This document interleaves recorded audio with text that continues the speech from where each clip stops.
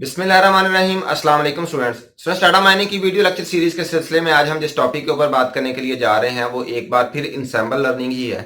पिछले लेक्चर में स्टूडेंट्स हमने इंसैम्बल लर्निंग की डेफिनेशन के मुतालिक देखा, उसकी थोड़ी बहुत डिटेल को समझने की कोशिश की, यानी कि हमने इसके फंडामेंटल्स को गो थ्रू किया है कि इंसैम्बल लर्निंग क्या होती है और किस तरह से हम इसे मशीन लर्निंग के मॉडल्स जो है उस पर अप्लाई करते हैं। तो सबसे पहले हम देखते हैं कि हमने कौन कौन से मेथड हमने बात की इस पे कि हमने इसकी ट्रेनिंग मेथड्स जो हैं इसके हमने इनके मॉडल्स को क्या करना है, ट्रेन करना है इस हिसाब से कि भाई वो ट्रेनिंग करने के बाद हम उनकी जो आउटपुट है उसे हम क्या करेंगे, उसे सम अप करेंगे, उसे कंबाइन कर लेंगे और किसी भी सूरत में हम उसका जो है वो प्रेडिक्शन जो है वो कर लेंगे। फॉर एग्जांपल हम डिफरेंट मॉडल्स हमने लिए हैं, जो है वो प्रेडिक्शन मॉडल्स दिए, मशीन लर्निंग डेफिनेटली ये मशीन लर्निंग मॉडल्स हैं। उन मॉडल्स की आउटपुट जो है उसे गेट किया, उसे कंबाइन किया और कंबाइन करने के बाद फॉर एग्जांपल हमने उसका क्या ले लिया, मीन ले लिया, एवरेज ले लिया। या फिर हम क्या करते थे, उसका मोड ले लेते थे, यानी कि जो हमारे पास आउटपुट्स आ रही हैं, जो ज्यादा आउटपुट्स हैं डिफरेंट मॉडल्स, फॉर एग्जांपल हमने 5-10 अगर 5 हमने फॉर एग्जांपल जो मशीन लर्निंग के मॉडल्स लिए हैं उनकी आउटपुट लिए हैं, तो जिनके ज्यादा आंसर जो है वो सेम होते थे, हम उसे कहते थे कि भाई ये जो प्रेडिक्शन है ये ज्यादा प्रोबेबिलिटी है कि ये पर वाली प्रेडिक्शन जो है ये दुरुस्त होगी। इसी तरह से हमने बात की कि एवरेज जो है वो वेटेड एवरेज जो है वो ली जा सकती है, जिस तरह से मैंने यहां पे लिखा हुआ है कि भाई सबसे पहले हमारे पास अगर हम इंसैम्बल के ट्रेनिंग मेथड्स की बात करें, इंसैम्बल लर्निंग ट्रेनिंग मेथड्स की अगर हम यहां पे बात करें, it involves the use of statistical methods such as determining the mode, median और वेटेड एवरेज। तो यहां पे वेटेड एवरेज जो है वो भी ली जा सकती है, हमने पिछले लेक्चर में भी इसे डिस्कस किया, लेकिन यहां पे वेटेड एवरेज का मैं आपको थोड़ा सा बताता जाऊं कि वेटेड एवरेज क्या है। एक तो हमारे पास जिस तरह से एवरेज है, जिस तरह से हम मीन ले लेते हैं, सिंपली किसी भी जो वैल्यूज हमारे पास हैं हमने उन वैल्यूज को सम अप करके जितने नंबर ऑफ मॉडल्स होंगे मशीन लर्निंग मॉडल्स उतने से डिवाइड कर दें तो हमारे पास क्या आ जाएगा, सिंपल एक मीन आ जाएगा। लेकिन ये वेटेड एवरेज मीन या फिर हम उसकी एवरेज भी उसे हम टर्म इस्तेमाल कर लेते हैं। तो ये वेटेड एवरेज क्या है, वेटेड एवरेज ये है स्टूडेंट्स कि भी हमारे पास जो आउटपुट्स आ रही हैं हम उन आउटपुट्स को मॉडल्स के हिसाब से डिफरेंट वेट्स जो है वो असाइन कर लेते हैं। अब यहां पे क्वेश्चन ये राइज होता है कि भाई उन्हें वेट किस हिसाब से असाइन करना है। फॉर एग्जांपल हमारे पास 5 मशीन लर्निंग के मॉडल्स हैं, 5 के 5 मॉडल्स ने हमें क्या दे दिया, आउटपुट दे दिया। लेकिन अब हम उन तमाम जो हमारे पास मॉडल्स की आउटपुट आ रही है उन और उस हर एक की आउटपुट को हम क्या कर रहे हैं, एक पर्टिकुलर वेट असाइन कर रहे हैं। किसकी बेस पे असाइन कर रहे हैं, क्यों वेट असाइन कर रहे हैं, इसलिए कि प्रॉपर हमारे पास प्रेडिक्शन आ जाए। जिस तरह से हम डाटा माइनिंग को अब तक जो है वो गो थ्रू करते आए हैं, तो हमने देखा है कि डिफरेंट जगह पे हमें डिफरेंट बेस वैल्यूज दी हैं, हमने बायस की वैल्यू दी है। इस तरह से यहां पे भी हम उसे वेट असाइन करेंगे, एक प्रॉपर जो है वो एक वैल्यू असाइन कर देंगे। क्यों असाइन करेंगे कि बेटर प्रेडिक्शन आ जाए। बेटर प्रेडिक्शन क्यों आए, कैसे आएगी, ये यहां पे क्वेश्चन राइज होता है कि भाई वेटेड एवरेज में हम वेट क्यों दे रहे हैं, उसे वेट इस बेस पे दे रहे हैं कि जो भी हमारे पास मॉडल है वो हमें आउटपुट देता है इंडिविजुअल। फॉर एग्जांपल जैसे मैंने कहा कि 5 मॉडल्स हैं हमारे पास, हर मॉडल जो है वो हमें अपनी आउटपुट देगा। अब हम वेट किस बेस पे असाइन करेंगे कि भाई जो वाला मॉडल जो एक्सपर्टी रखता है उसके हिसाब से हम उसे जो है वो वेट असाइन करेंगे।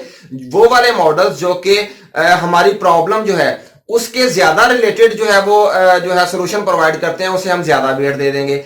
ऐसे जो है वो प्रेडिक्शन जो हमारे पास, ऐसी आउटपुट जो आएंगी जिनके मॉडल्स जो हैं वो हमारी वाली पर्टिकुलर जो हमारी प्रॉब्लम है उससे उसके लिए ज्यादा एक्यूरेट और ज्यादा वो जो है वो सुइटेबल नहीं है, हम उन्हें लेस वेट असाइन कर देंगे।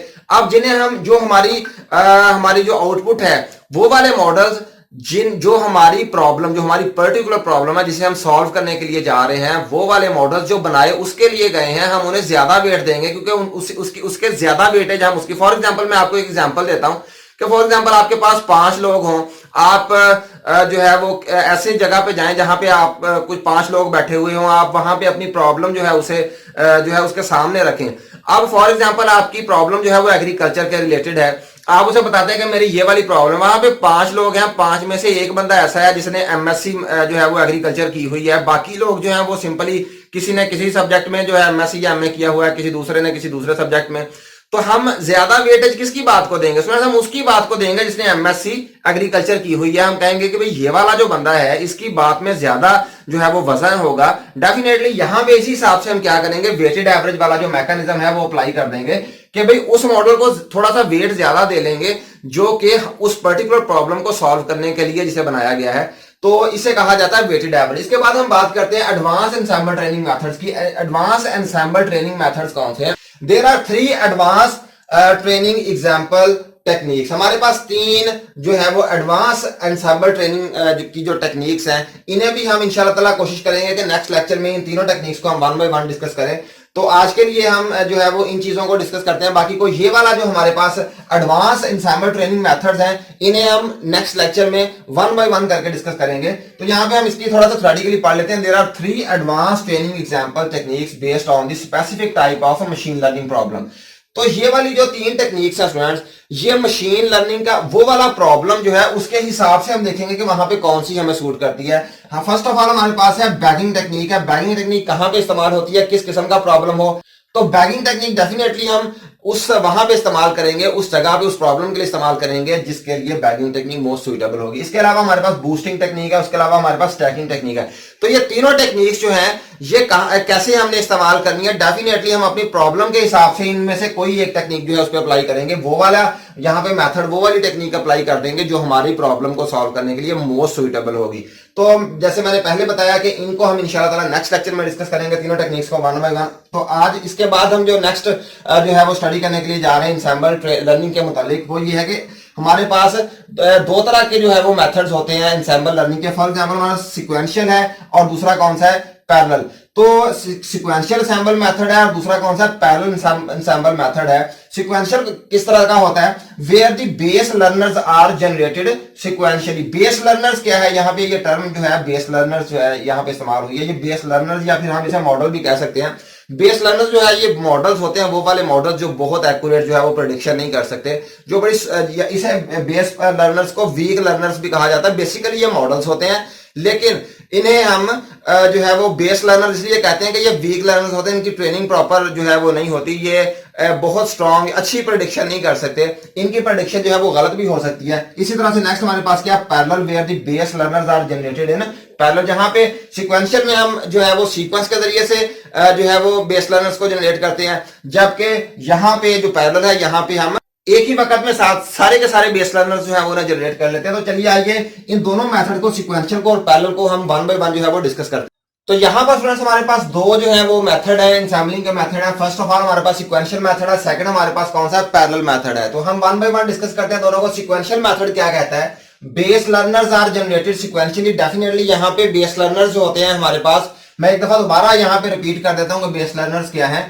बेस लर्नर्स होते हैं वीक लर्नर्स। जैसे फॉर एग्जांपल हम रैंडमली किसी वैल्यू को चूज कर ले, फॉर एग्जांपल हमारे पास 10 वैल्यूज पड़ी हुई हैं, हम रैंडमली उसमें से कोई एक वैल्यू को उठा लें, तो ये बिल्कुल हिट एंड ट्रायल मेथड है, इसमें कोई भी जो है वो टेक्निक इन्वॉल्व नहीं होती। जबकि ये जो बेस लर्निंग होती है, बेस लर्नर्स होते हैं, ये इससे एडवांस होते हैं, यानी कि इन्हें वीक लर्नर्स भी कहा जाता है। लेकिन स्ट्रॉन्ग लर्नर्स जो कि बहुत अच्छी प्रेडिक्शन कर रहे हैं, ये उससे कम होती है इनकी प्रेडिक्शन, उससे ये वीक प्रेडिक्शन करते हैं। लेकिन रैंडमली चूज करने से ये बेहतर होते हैं। इन्हें क्या कहा जाता है, इन्हें बेस लर्नर्स कहा जाता है। Base learners are generated sequentially. मैं आपको यहां पे भी दिखाता हूं कि बेस लर्नर्स किस तरह से सीक्वेंशियली हम यहां पे डेवलप करते हैं। In sequential methods all the base learners are dependent on each other. तो ये डिपेंडेंट होते हैं एक दूसरे के ऊपर। सबसे पहले मैं आपको यहाँ पे डिस्कस कर देता हूँ। यह देखें, यहाँ पे इनपुट है हमारे पास, इनपुट 1 है हमारे पास। ये बेसिकली ये हमारे पास क्या है, ये हमारे पास मॉडल है, ये इसे क्लासीफायर भी हम कह सकते हैं। ये इनपुट जो है ये हमारी एक वैल्यू होती है। ये कहां से ली जाती है, ट्रेनिंग सेट से ली जाती है। ट्रेनिंग डाटा सेट है हमारे पास फॉर एग्जांपल, उसमें से हमने कोई एक वैल्यू ले लिया, उठा के कहां दी, किसे, मॉडल को। इसे हम क्या कह सकते हैं, क्लासीफायर भी कह सकते हैं। तो यही बेसिकली हमारे कौन से हैं, बेस लर्नर्स है। और बेस लर्नर जो होते हैं वो किसे क्या करते हैं, प्रेडिक्शन करते हैं, यानी कि वो आउटपुट प्रोवाइड करते हैं। अब आउटपुट, ये वाली जो फर्स्ट आउटपुट है ये सीक्वेंस में जाएगी, और ये नेक्स्ट जो हमारे पास जो नेक्स्ट क्लासीफायर है उसकी इनपुट पे ये डिपेंड करेगी ये वाली आउटपुट।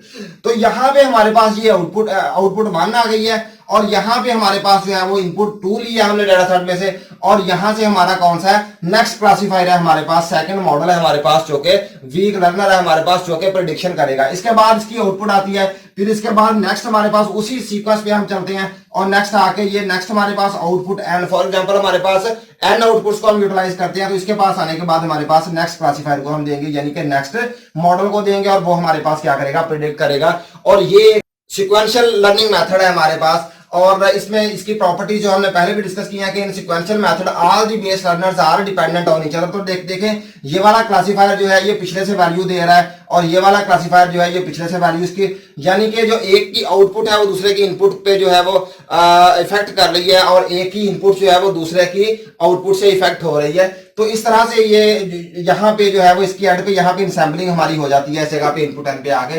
तो in sequential method all the base learners are dependent on each other, there interdependence is exploited to get correct predictions. तो यहाँ पे फॉर एग्जांपल हमारे पास जो यहाँ पे प्रेडिक्शन आई है, इस प्रेडिक्शन को बेस करके बेस बना के तो ये वाला मॉडल जो है ये नेक्स्ट प्रेडिक्शन करेगा। यानी कि एक मॉडल की प्रेडिक्शन जो है, जिस तरह से अगर फॉर एग्जांपल मैं आपको एग्जांपल दूं कि हमारे पास अगर 4 या 5 लोग बैठे हुए हों और वो आपस में एक दूसरे की जब नकल कर रहे हो, तो फर्स्ट ऑफ ऑल जो फर्स्ट होता है जो ठीक जो फॉर एग्जांपल कुछ लिख रहा है, सेकंड जो है वो उसकी जो देख के लिख रहा है वो कुछ उसका जो है वो लिखा हुआ देखेगा और कुछ अपना उसमें से जो उसका नॉलेज है उसे इंक्लूड करके जो है वो लिख देगा। उसके बाद वाला जो स्टूडेंट होगा वो अपने से आगे वाले की जो है वो नकल करेगा और वहां से कुछ जो उसे मिलेगा उसे देखने के बाद वो उसमें अपना नॉलेज जो है वो इंक्लूड करेगा और फिर उसकी प्रेडिक्शन करेगा। इस तरह से ये काम चलता है इसमें सीक्वेंशियल जो होती है हमारे पास सीक्वेंशियल इनसैम्पलिंग मेथड में। इसके बाद mislabelled examples weights are adjusted while others remain the same. तो यहाँ पे इस जगह पे जो हमने लेबल्ड जो दी हुई एग्जांपल जो कि प्रॉपर्ली लेबल नहीं की हुई उन्हें हम ठीक कर लेंगे, उनके वेट्स को चेंज कर लेंगे, जबकि जो हमें पता चल जाएगा कि ये बिल्कुल एक्यूरेट है उनके वेट्स को हम चेंज नहीं करेंगे, उन्हें एज इट इज ही चलाएंगे। इस तरह से जब हम पैरेलल इनसैम्पलिंग मेथड को देखेंगे तो फिर हम इसे इन दोनों के दरमियान जो डिफरेंस है वो प्रॉपर्ली हम अंडरस्टैंड कर सकेंगे। यहाँ पे पैरेलल इनसैम्पलिंग मेथड है, पैरेलल इनसैम्पलिंग मेथड क्या कहता है, generates the base learners in parallel. तो यहाँ पे हम क्या करते हैं, बेस लर्नर्स जो होते हैं उन्हें पैरेलली जो है वो जनरेट करते हैं। जिस तरह से यहाँ पे मैं शो करवाया हुआ मैंने, बेस लर्नर्स आर इंडिपेंडेंट, तो डेफिनेटली ये इंडिपेंडेंट भी होते हैं। देखिए यहाँ पे हमारे पास क्या है, यहाँ पे हमारे पास डाटा सेट है, ट्रेनिंग डाटा सेट। तो ट्रेनिंग डाटा सेट से हम जो वैल्यू लेते हैं, इनपुट लिए हमने, और ये हमारे पास क्लासीफायर 1 है, मॉडल 1 है, ये हमारे पास क्लासीफायर 2 यानी कि मॉडल 2 है, और ये हमारे पास क्लासीफायर n यानी कि मॉडल n है। ये इनपुट इन तमाम के पास आ चुकी है। हर जो मॉडल है वो अपनी अपनी प्रेडिक्शन करता है। ये देखिए यहाँ पे हर मॉडल पिछले की आउटपुट, पिछले की प्रेडिक्शन को बेस बना के अपनी प्रेडिक्शन कर रहा था, लेकिन यहाँ पे इंडिपेंडेंट है। ये वाला इस पर डिपेंड कर रहा है, ये वाला इस पर डिपेंड कर रहा है, लेकिन यहाँ पे हर एक मॉडल जो था वो क्या था, डिपेंडेंट था। यानी कि वो दूसरे की प्रेडिक्शन जो पिछले ने प्रेडिक्ट किया है उसे बेस बनाता था और लेट्स अज्यूम कर लेता था कि भाई ये हो सकता है उसकी ठीक हो, फिर उसके अंदर अपना नॉलेज इंक्लूड करके नेक्स्ट प्रेडिक्शन करता था। ऐसा भी हो सकता है कि वो पिछले की प्रेडिक्शन को ही एज इट इज आगे जो है वो फॉरवर्ड कर दे, या ऐसा भी हो सकता है वो कहे कि यार इसने जो प्रेडिक्शन की है इसने आधी की है, ये तो इस तरह से इसमें जो है वो मजीद इसमें जो है वो बेटरमेंट इसकी हो सकती है। तो वो अपनी भी कुछ ना कुछ प्रेडिक्शन उसमें इंक्लूड करके अगले को दे देता था, लेकिन यहाँ पे ऐसे नहीं है। यहाँ पे इनपुट वाला जो है वो तमाम के पास एक ही टाइम पे गई, हर एक जो है यहाँ पे ये वाले हमारे क्लासीफायर जो है मॉडल 1, मॉडल 2 और मॉडल एंड ये हमारे कौन से बेस क्लासीफायर है, ये एट ए टाइम जो है वो जनरेट कर रहे हैं और अपनी आउटपुट को जनरेट कर रहे हैं, आउटपुट 1, आउटपुट 2 और आउटपुट 3। और जब तमाम के तमाम अपनी आउटपुट को दे देते हैं और उसके बाद इन तमाम की जो आउटपुट है उसे कंबाइन करके हम इंसैम्बल कर लेते हैं और उसे इंसैम्बल आउटपुट करते हैं। यानी कि यहाँ पे आगे हम उसकी एवरेज या मीन या मोड जो भी कैलकुलेट करना है वो हम कैलकुलेट कर लेते हैं। तो स्टूडेंट्स उम्मीद करता हूं आपने आज के लेक्चर को अच्छी तरह से सुना होगा, समझा होगा, अंडरस्टैंड किया होगा। इंशाल्लाह ताला नेक्स्ट लेक्चर में इंसैम्बलिंग लर्निंग के ही टॉपिक जो है उसके साथ हाजिर होंगे। तब तक के लिए अल्लाह हाफ़िज़।